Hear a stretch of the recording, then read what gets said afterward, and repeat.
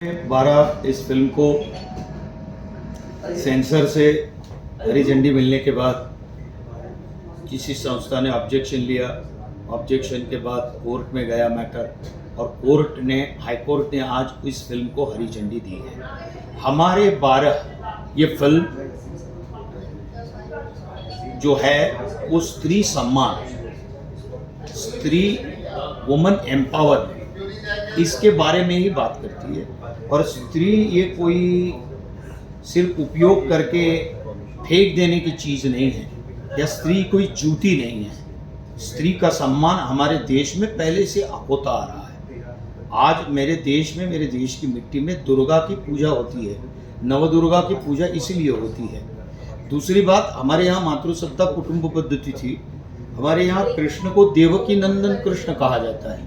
हमारे यहाँ राम को कौशल्या के राम ऐसा कहा जाता है। ओके, तो ये देश जो है वो हमेशा माँ की पूजा करने वाला, बहनों की पूजा करने वाला, बहनों को सम्मान देने वाला और स्त्री शक्ति को सम्मान देने वाला देश रहा है। इस देश की संस्कृति ये है। दूसरी एक बात कि इस देश में जब स्त्री की भावनाओं को आहत किया जाता है, स्त्री को एक प्रकार की वस्तु समझकर केवल वो बच्चे पैदा करने का मशीन है, इस तरीके से उसे जब हमारे देश में किसी भी पंथ में हो, अगर ऐसा जब उसके साथ जब व्यवहार किया जाता है तो वो बिल्कुल उसका ताड़न ही करना चाहिए। और इस पर भाष्य करती हुई ये फिल्म है। ओके, दूसरी एक बात, इस फिल्म को लिखने वाला लेखक सूफी ये भी मुस्लिम कम्युनिटी से ही आता है। ओके, उसने कहीं ना कहीं कोई भी चीज़ जब देखी होगी तभी इसका ये हुआ है। अब इसको कुछ लोग अपने हिसाब से, अपने धर्म के ऊपर आघात है, वैसे ही 3 तलाक का बात ले लो। इतने सालों से दलवाई जी ने 3 तलाक की बात को 1965 में उठाया था। उनके साथ गिने चुने लोग थे, ओके, उस वक्त। लेकिन हमारे आदरणीय प्रधानमंत्री जी के कार्यकाल में जब 3 तलाक का कानून बना, कितनी माताएं बहनें उनको आशीर्वाद दे रही हैं कि उनको उनका जो हक था वो भी नहीं मिलता था। हमारे सामने शाहबानो केस बिल्कुल एकदम उदाहरण है कि सुप्रीम कोर्ट के कहने के बाद भी केवल वोट बैंक की राजनीति के लिए उसे उठाया गया। ये हमारे सामने उदाहरण है। तो राजनीतिकरण न करें, क्योंकि फिल्म जो है, कोई भी कलाकृति है, वो समाज का दर्पण है और समाज का दर्पण के हिसाब से वो भाष्य करती है। और लोक संख्या, जनसंख्या का वृद्धि जो है वो कोई एक पंथ या धर्म विशेष की संख्या बढ़ रही है, ये एक कारण नहीं है। केवल ये भारत की लोक संख्या बढ़ रही है, उसके लिए हम कोई भी सरकार संसाधन जिस प्रकार से देने चाहिए वो नहीं दे सकती। परिवारों को शिक्षा नहीं दे सकते हम, परिवारों को परवरिश नहीं कर सकते हम, उनका जो पालन पोषण है वो सही तरीके से हो नहीं सकता है। तो इसीलिए मर्यादित लोक संख्या जिस देश की हो, हम देश कितने देश देखते हैं, उसके मतलब कितने संकट हम पर आन पड़े हैं विश्व में। भारत में तो है ही, आज हम देख रहे हैं 47 डिग्री है।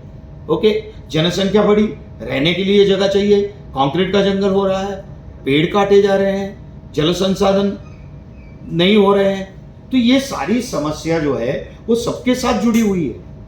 ये केवल और केवल एक परिवार के साथ या किसी विशिष्ट उसके साथ जुड़ी हुई नहीं है। तो इसका विरोध जो हो रहा है वो बहुत ही सुपरफिशियल थॉट से हो रहा है, उसका कोई कारण नहीं है। और ऐसी कोई बात इस फिल्म में है ही नहीं कि जिससे कोई भी धर्म पंथ जो है वो आहत हो। तो सर, आप लोग इसकी रिलीज डेट को लेकर नया अपडेट कब तक देंगे? मुझे लगता है रिलीज डेट का डेट आज दोपहर शाम तक आ जाना चाहिए जी, क्योंकि सुप्रीम कोर्ट का ऑर्डर आज मिल चुका है सुबह। तो सर एक सवाल हम लोगों का ये था कि 370 और कश्मीर फाइल से हमारे 12 ऐसी फिल्मों के लिए जो बड़े कलाकार है या सो कॉल ए लिस्टेड एक्टर्स हैं, ये लोग क्यों सामने नहीं आते हैं? कभी सामने आए नहीं आते हैं, वही मैं पूछ रही सामने आए हैं। ऐसा है, मैं एक बात बताता हूँ, सबने सामने आना चाहिए, सबने अच्छी चीजों के लिए। किसी फिल्म का प्रोजेक्शन बढ़े या उसको देखें, ये आह्वान करने के लिए। बट ऐसी बातों के लिए जनरली लोग छिप जाते हैं, अपने आप को दूर रखते हैं। हो गए उनके कोई पर्सनल कारण होंगे, बट आना चाहिए ऐसा मुझे लगता है। अब वो विवाद में पड़ना नहीं चाहते होंगे कुछ भी। अब तो मैं तो काम कर रहा हूँ, मैं तो वो मंसूर अली खान जो संजरी हैं, कव्वाल है, उनका वकील का रोल कर जी। जाफर।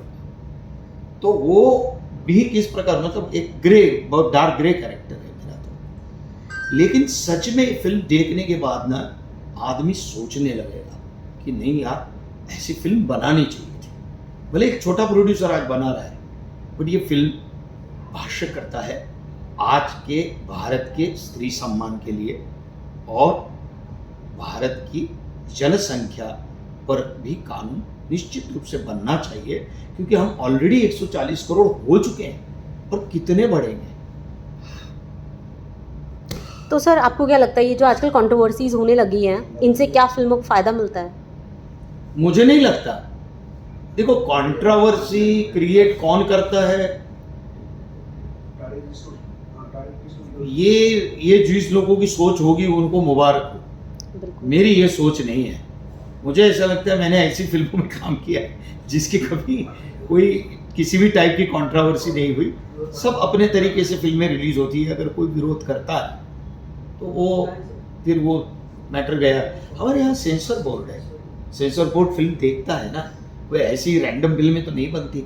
सेंसर बोर्ड भी कुछ तो दूरबीन लेके फिल्म देखता है, कुछ कट देता है।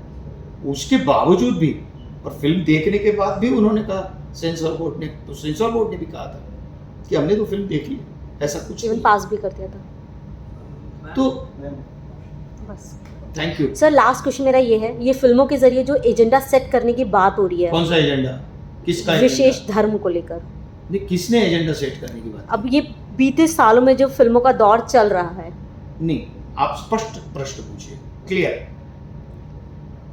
कि एक एजेंडा जो हम लोग देख ही रहे हैं, अब हमारे 12 को ही देख लें हम लोग, कहीं ना कहीं आपको नहीं लगता उस चीज़ को हम लोग थोड़ा सॉफ्ट होकर भी वो चीज़ बयां कर सकते थे? आपने फिल्म देखी है? मैंने भी ट्रेलर देखा है। फिल्म देखी है? मैंने भी ट्रेलर देखा। आप फिल्म देखिए, और फिल्म देखने के बाद मुझसे बात कीजिए। ठीक है।